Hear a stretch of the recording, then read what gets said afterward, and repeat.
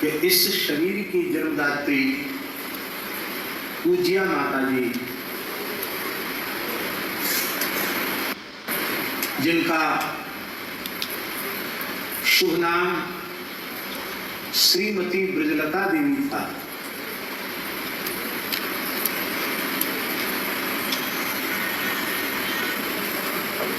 कल उनका बिल्कुल गमन हुआ, उनकी ब्रजल प्राप्ति हुई।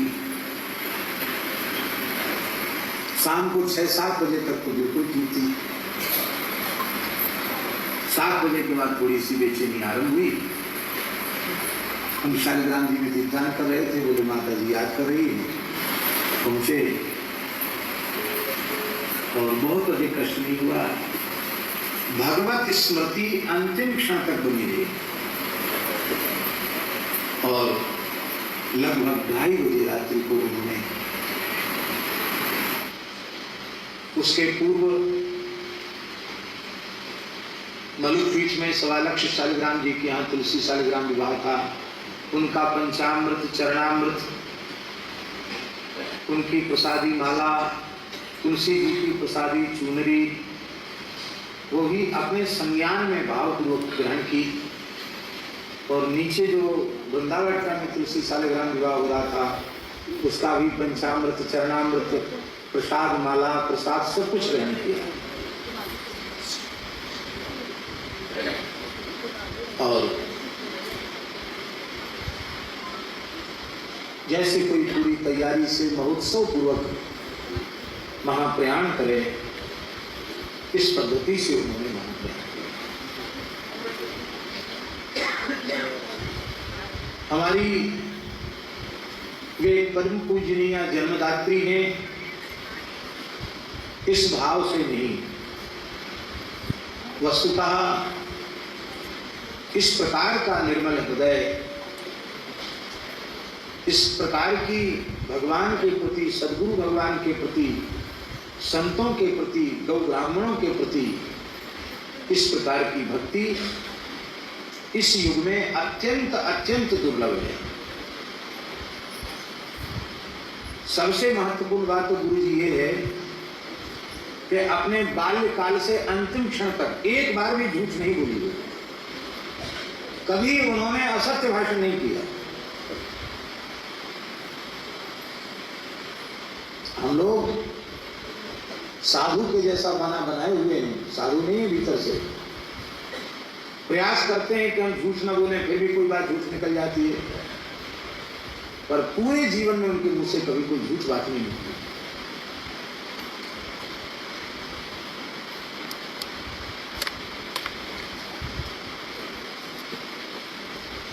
रात्रि में 3 बजे के बाद कभी भी शैया पर जब तक पौड़ी नहीं गई। रात्रि को 11 बजे गांव में शयन करना, सारा कार्य करके, और सवेरे 3 बजे शैया का त्याग कर देना। नित्य सरोवर में स्नान करके सबसे पहले शिव जी को, भगवती को जल पूरे गांव में उन्हीं का चढ़ता था। आने के बाद गो सेवा में लग जाती, फिर पुनः एक बार स्नान करके लिथनियम में जाती। इतना श्रम किया और इतना साधन किया। और इतना ही नहीं, गुरु जी पिताजी की सरकारी नौकरी, कहीं तबादला भी हो जाता, गांव में तो माता जी ही रहती। तो अपराह्न काल में परिवार की माताओं के साथ बैठ करके श्रीमद् भागवत की चर्चा करना, बांच कर सुनाना, डोंगरी जी की भागवत, भावार्थ रामायण, पूरी 4 खंड भक्तमाल, संपूर्ण महाभारत, शिव पुराण, जो भी आर्ष ग्रंथ, यद्यपि वो संस्कृत भी पढ़ना जानती थी, पर हिंदी बांच करके वे सुनाती थी।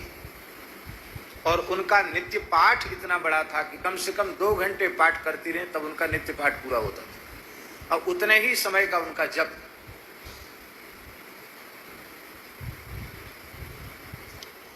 कृपा इस प्रकार की उनके जीवन की बहुत विलक्षण विलक्षण घटनाएं हैं। शरीर के पिताजी कुंडेश्वर एक जगह है टीकमगढ़ के आगे, वहाँ पढ़ा रहे थे सरकारी कॉलेज में।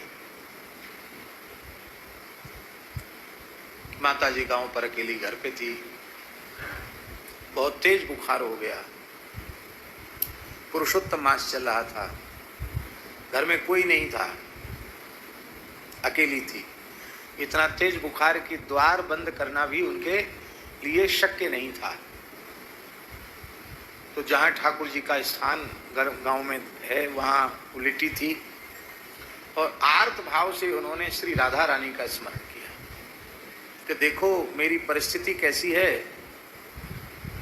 पिताजी का स्मरण करके वो तो वहाँ सरकारी नौकरी पर हैं और उनके ज्येष्ठ पुत्र बैंक में मैनेजर थे, वो भी कहीं दूर हैं।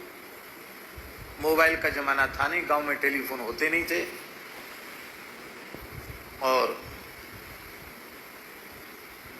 कोई नहीं है मेरे पास, लगता है आज हमारा शरीर रहेगा नहीं। तो हे राधा रानी आप कृपा करो। जैसे ही आर्त भाव से श्री राधा रानी को पुकारा, साक्षात श्री राधा रानी, स्वप्न नहीं जागृत अवस्था में साक्षात राधा रानी वहां प्रकट हो गई। पूरा अंतर कक्ष उनके दिव्य प्रकाश से परिपूरित हो गया और उन्होंने बड़े स्नेह से सिर पे हाथ रखकर कहा, अम्मा हम तो सदा सर्वदा तुम्हारे पास रहते हैं, तुम क्यों रो रही हो कि हम अकेले हैं? अकेली नहीं हो, मैं पास में हूं तुम्हारे। अब बुखार है ना, बिल्कुल ठीक हो जाओगी। सिर पे हाथ रखा और माता जी का तीव्र ज्वर तत्काल शांत हो गया। फिर पुनः वह अपने गौ सेवा के कार्य, ठाकुर सेवा के कार्य में यथावत लग गई। और जब पिताजी छुट्टी पर, रविवार की छुट्टी पर गांव आए और माताजी ने यह घटना सुनाई और उससे उनकी इतनी भाव की जागृति हुई कि उनका मन हुआ कि अब हमें तो वृंदावन वास ही करना चाहिए। पिताजी को कहा, पिताजी ने कहा बहुत अच्छी बात है, श्री जी की कृपा है, जो कुछ घर का प्रवृत्ति का जो व्यवहार का काम बचा उसको सब हो जाएगा, उसकी चिंता मत करो। कोई किराए से कमरा लेकर तुमको वृंदावन में रख देते, अब केवल भजन करो। और हम उस समय महाराज जी के पास सुदामा कुटी में रहते थे, विद्यार्थी जीवन था हमारा। पिताजी माता जी को लेके आ गए, बोले अब इनको तो वृंदावन वास करना है। सारी घटना सुनाई, हम उपस्थित थे सामने, सारी घटना सुनाई, श्री जी की विलक्षण कृपा की। तो महाराज जी तो बहुत गंभीर थे, बड़े शांत और धैर्य पूर्वक श्रवण करते रहे और सुनने के बाद मुस्कुरा कर कहा कि राधा रानी ने कहा कि अम्मा हम तो तुम्हारे पास रहते हैं, तो जहाँ राधा रानी रहती हैं वही वृंदावन है, इसलिए तुम्हें अलग से वृंदावन जाने की क्या आवश्यकता है। अभी घर में जो व्यवहार का कार्य है, पुत्रियों का विवाह अभी नहीं हुआ है, तो सब कर लो, समय आने पर वृंदावन वास हो जाएगा। 2006 में पूज्य गुरुदेव श्री भक्तमाली जी महाराज के भगवत धाम प्रयाण के पश्चात तो फिर पिताजी माताजी का प्रायः वृंदावन में ही निवास हो गया। उसके बाद तो वो बहुत कम वहाँ कभी कभार जाते थे, बाकी यही निवास करते थे।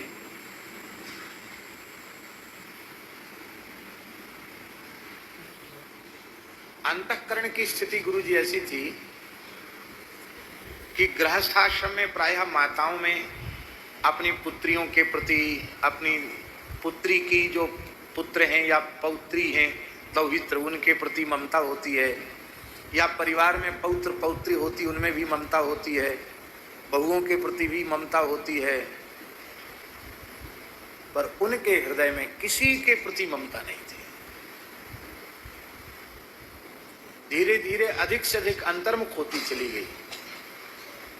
पिछली बार सज्जन जी खेड़ी घाट में पूज्य छोटे सरकार ने उनको, पिताजी जाते ही हैं, माताजी बोली आपके बिना हम रहेंगे नहीं, तो उस स्थिति में माताजी को भी खेड़ी घाट लेके गई। दूनी वाले दादाजी की परंपरा के संत छोटे सरकार वहां कुछ निर्माण कार्य कर रहे हैं गांव में, तो उनका मन था कि वहां से होकर गाड़ी जाए, कार उनकी, और माताजी एक बार उस भवन को देख लें, वहां चली जाएं। कितनी दूर खेड़ी घाट है इंदौर के आगे, वहां से गांव गाड़ी आई, बहुत व्यवस्थित गाड़ी थी, मर्सिडीज गाड़ी, जिसमें उनको कष्ट न हो। और पिताजी ने कहा कि एक बार भीतर चलो, मकान को देख लो। उन्होंने नजर उठा करके मकान की ओर नहीं देखा, एक ही बात कही, हमको यहाँ क्यों ले आए, हमें वृंदावन ले चलो, हमको कुछ नहीं देखा, हमको वृंदावन ले चलो। जिस घर में जीवन खपाया हो उस घर में बिल्कुल ममता न रह जाना,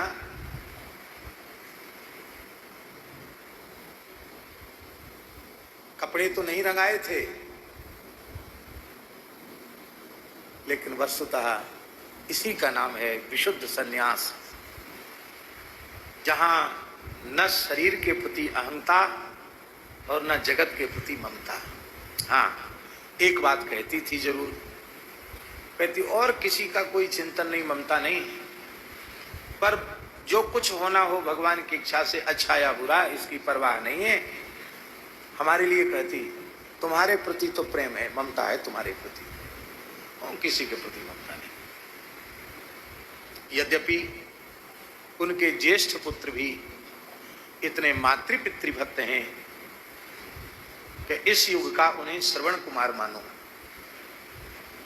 ऐसा मातृपितृभक्त इस समय होना बहुत मुश्किल है।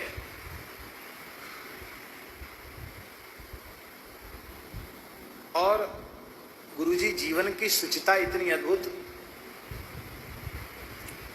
कि अपना निर्वाह, जो उनको सरकारी पेंशन मिलती, उससे अब जीवन पर्यंत अपना निर्वाह किया। आश्रम के ऊपर कोई भार बने ऐसा नहीं, और कोई हठपूर्वक उनके चरणों में कुछ भी अर्पित कर गया, उसका एक पैसा पूरे जीवन में अपने परिवार में, अपने शरीर में नहीं लगाया। पूरी की पूरी सेवा, गौ सेवा, संत सेवा में कहीं न कहीं तत्काल अर्पित कर दी। अभी 3-4 दिन पहले माताजी ने हमको 5100 रुपया दिए। बोली हमारे पास ज्यादा तो नहीं है, पिताजी से लेकर के पेंशन वाले, इतने कम रुपया हैं, ये पहाड़ी बाबा के उत्सव में लगा देंगे। मैंने विष्णुदास जी को कहा कि कुछ सब्जी वब्जी आएगी उसमें उसको लगा देना।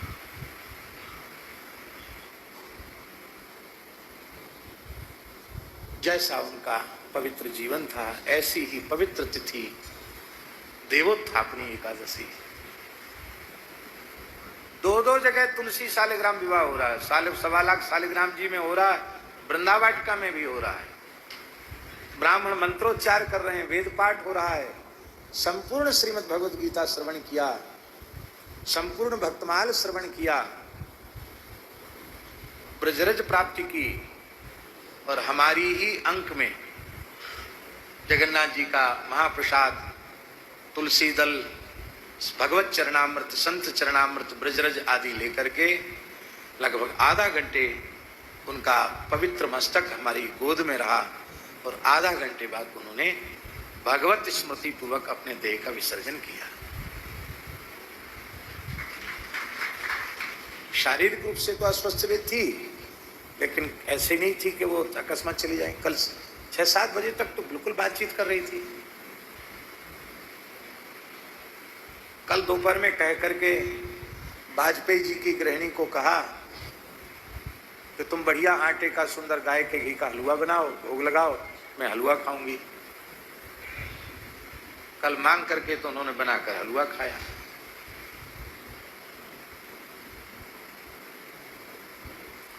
कुछ बातें ऐसी हैं जिनका प्रकाश अनधिकारी जीवों के सामने नहीं किया जा सकता, लेकिन यह उनके जीवन का यथार्थ था। मुश्किल से 15 दिन पुरानी बात होगी। प्रातःकाल लगभग सवेरे 6 बजे उन्होंने कहा कि मेरे पैरों में बहुत दर्द हो रहा है, मैं थक गई हूं, मेरे पैर थोड़े दबा दो। तो जो नर्स माता जी उनकी सेवा में रहती थी, उन्होंने कहा कि हम दबा दें। बोले नहीं, तुम मत दबाओ। अरे दबा देंगे, क्या है। तो संकोच पूर्वक स्वीकार किया।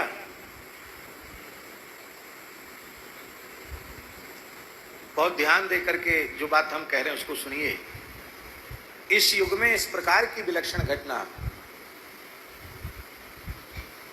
तो ब्रजवासी है मैया जो नर्स है, क्या मैया आप कहूँ जाओ आओ तो हो नहीं, चलवे फिरवे लायक तो हो नहीं, कांते थक गई। तो बोली राधा सखी आई थी अष्ट सखियों के सहित, उनके साथ हम भांडीर बन गई थी। जहाँ, कहाँ भांडीर बन? बोले जहाँ ब्रह्मा जी ने राधा कृष्ण का विवाह करवाया वहाँ भांडीर वन में गई थी हम, वहाँ खेल रही थी राधा रानी के साथ, और उनके साथ लौट कर आई है। वो हमको यहाँ तक भेजने आई है सखियों के सहित। तो मैं चलते चलते थक गई हूँ। तो नर्स माता जी ने समझा कि इन्होंने सपना देखा होगा, तो वो उनसे बातचीत छोड़ करके सामने देख करके बोली कि अब तुम जाओ, अब तुम जाओ, तुम लोग चली जाओ। तो उन्होंने फिर पूछा किससे बातचीत कर रही हो? अरे बोले तुम्हें दिखता नहीं है, सामने राधा जी खड़ी है, ये तुंग विद्या खड़ी है, ये सुदेवी खड़ी है, ये रंग देवी खड़ी है, ये विशाखा जी खड़ी है। सखियों का नाम लेने लगी। उनको क्रमशः सखियों के नाम याद नहीं थे, सखियों के नाम लिए उन्होंने। फिर चरण से लेके और चंद्रिका तक राधा रानी के संपूर्ण श्रृंगार का वर्णन किया। और बोली ये सामने खड़ी तो है, मुस्कुरा रही, तुम्हें नहीं दिख रही है? तो उन्होंने कहा कि हमको तो नहीं दिख रही है। तो बोले अब उनको देर हो गई, अब गेट खोल दो, उनको जाने दो। गेट तो बंद ही रहता रात को, तो देखो उनसे बच के जाना, उनका शरीर छूना नहीं। तो अभी भी वो माता जी है, वो कहते जैसी मैं उस किवाड़ा खोलने के लिए गई तो मेरे सारे शरीर में अकस्मात रोमांच हो गया, और एक दिव्य सुगंध, ऐसी सुगंध कभी सूंघी नहीं। हमको लगा कि कुछ दिव्य घटना यहाँ घटी है। और जहां राधा रानी खड़ी थी वहां रज, सखियों की चरण रज, जबकि कमरे में डिटॉल से, फिनाइल से अस्वस्थ होने के कारण 3 बार 4 बार पोछा लगता है, वहां धूल मिट्टी का तो कोई काम नहीं। उस रज को एक पात्र में उन्होंने इकट्ठा करके रख लिया। और अधिक आश्चर्य की बात ये हुई, उनको ये हुआ कि कोई आया नहीं गया नहीं, सवेरे 6 बजे रज कैसे आ गई? चरणों के चिन्ह बने हुए हैं, रज आ गई है। तो वो नली कई बार निकाल देती थी माता जी, तो कपड़े से उनका हाथ ऐसे बांध देते थे। बोले हमारा हाथ खोलो, तुम्हें विश्वास नहीं है। उन्होंने हाथ खोला तो ऐसे हाथ किया तो हाथ में रज थी। बोले ये भांडीर बन की रज है। बोले मेरे चरणों की ओर देखो, तो उनके चरणों में जैसे खूब धूल में चल के आई हूं, उनके चरणों में रज थी। उस रज को भी झाड़ करके रखा गया। इसको स्वप्न कहेंगे, ये प्रत्यक्ष लीला हुई। और अभी अभी की बात, अक्षय नवमी पर माता जी ने हठ किया कि हमको वृंदावन की परिक्रमा करा दो। तो उन्होंने कहा आप ऐसी ऐसी बातें बोलती हो, नर्स ने, वृंदावन की परिक्रमा, आप चल तो सकती नहीं हो, व्हील चेयर पे बिठाना पड़ता है, इतनी भीड़ चल रही, कैसे परिक्रमा दोगी? तो दिन में कई बार दुखी होती रही, थोड़ी नाराज भी होगी, हमको परिक्रमा कोई नहीं करा रहा, हमको परिक्रमा नहीं करा रहा। अक्षय नवमी के दूसरे दिन, 10वीं, बोली हम तो परिक्रमा करे आए, अब तुम्हारी जरूरत हमको नहीं है। हमारी राधा सखी सखियों के साथ आई थी, हमको परिक्रमा ले गई, हम परिक्रमा करके आए। पल्ली पार यमुना जी के मानसरोवर है, राधा रानी मिली, सब सखियां मिली, और कुछ बातचीत हुई। बोले हाँ बातचीत हुई। क्या बातचीत हुई? क्या किया? एक और घटना सुनाई उन्होंने कि कई बार ऐसा प्रसंग आता कि पिताजी को कहीं जाना है, तो वकील साहब आप तो बहुत बड़े वकील हैं। वर्तमान समय में, युग में दाम्पत्य जीवन का विशुद्ध प्रेम कहीं कोई दिखाई पड़ता है?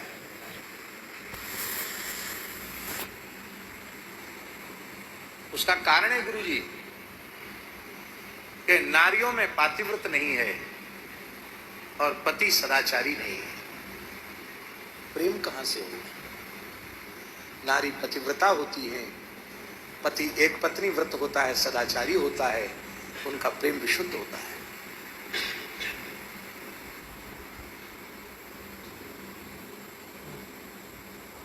अपने पूरे जीवन में पिताजी के बिना नहीं रही वो। कभी कोई नौकरी के लिए भी बाहर जाना, पिताजी को कहीं दूसरी जगह, वो गांव पे हैं, तो दिन में 4 बजे प्रसाद पाया उन्होंने, माताजी ने। सवेरे से कुछ नहीं खाया। क्यों? अब उन्होंने, अब किसी भी प्रकार से वे भूखे नहीं होंगे तब प्रसाद खाया। तो अब शरीर अस्वस्थ हो गया तो फिर पिताजी को कहीं खेड़ी घाट गए या कहीं गए तो फिर वो कहती आपके बिना हम नहीं रहेंगे। तो पिताजी कहते भाई हमको तो जाना है, तो तुम चलो। तो ठीक है, तुम्हारे संग चले जाएंगे। तो कई बार हमें भी चिंता होती थी कि कहीं शिथिल अस्वस्थ शरीर है, ज्यादातर तो यहाँ रहते हैं, कभी ऐसा ना हो कि कहीं बाहर जाते हैं और बीच में कहीं कोई घटना घट जाए, शरीर छूट जाए, ऐसा मन में शंका रहती थी। तो अभी उन्होंने कुछ दिन पहले माता जी ने बताया कि हमने राधा जी से पूछ लिया कि तुम बताओ हमारा शरीर वृंदावन में छूटेगा कि नहीं, कहीं ऐसा तो नहीं कहीं बाहर जाके हमारा शरीर छूट जाए। तो श्री जी ने उनसे कहा कि तुम निश्चिंत रहो, तुम तो ब्रज की लता हो और ब्रज में ही मिल जाओगी, मेरे निकुंज में रहोगी, तुम्हारा शरीर कहीं नहीं छूटेगा। और कल की बात है, कल उन्होंने जो सेवा में नरसिंह से पूछा कि पक्की बताओ आज एकादशी है कि नहीं, बोले हाँ एकादशी है। तो देहाती भाषा में बोलते देवठानी, देवोत्थापनी को देहाती भाषा में देवठानी बोलते हैं। बोले देवठानी ग्यास है, बोले हाँ देवोत्थापनी एकादशी है। तो वो हंस करके वो जो नर्स है उन्होंने पूछा कि काय अम्मा तुमको क्या, क्यों पूछ रही एकादशी, क्या आज पधार जाओगी? तो बोली हाँ क्यों नहीं, अच्छी तिथि है जा सकते हैं, ये कहा। चले जाएंगे नहीं, ये नहीं कहा, हाँ अच्छी तिथि है जा सकते हैं। पहले भी तो शरीर छूट सकता था, लेकिन दोनों जगह तुलसी शालिग्राम की भामर पड़ गई, दोनों जगह विवाह हो गया, पूरा उत्सव हो गया और चरणामृत प्रसाद पंचामृत सब कुछ ले लिया। इसके बाद उन्होंने भगवत धाम प्रयाण किया। यद्यपि लौकिक दृष्टि से कोई भी व्यक्ति अपनी जन्मदात्री माता से वियुक्त हो जाए उसके मन में पीड़ा अवश्य होती है, भले ही वह साधु वेशधारी ही क्यों न हो, मन में पीड़ा होती है। माता के ऋण से कोई ऋण नहीं हो सकता। दंडधारी यति किसी को प्रणाम न करे मर्यादा है, दंड धारण मात्रेणो नरो नारायणो भवेत्। पर जन्मदात्री माता सामने आवे तो सदंडम प्रणमेत भूमौ, दंड के सहित माता को उसके चरणों में रख करके प्रणाम करना चाहिए।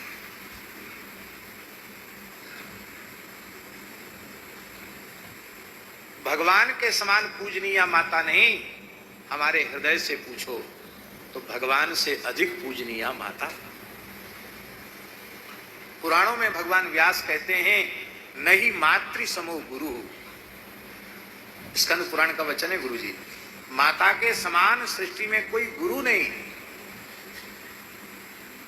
माता श्रेष्ठ गुरु है।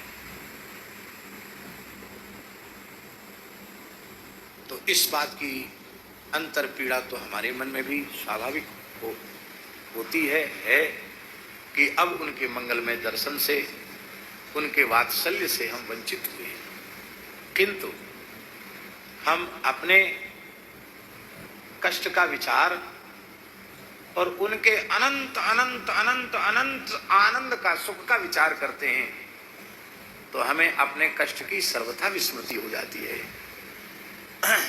इससे स्पष्ट है कि उनका अंतःकरण कैसा था, और ऐसा अंतःकरण जिसका होगा वो देह त्याग के अनंतर कहाँ प्रतिष्ठित है, वो साक्षात श्री राधा रानी की सहचरियों में सम्मिलित हो गई हैं, ठाकुर जी की नित्य सन्निधि में हैं, और वहां के आनंद का, वहां के सुख का कोई पारावार है क्या?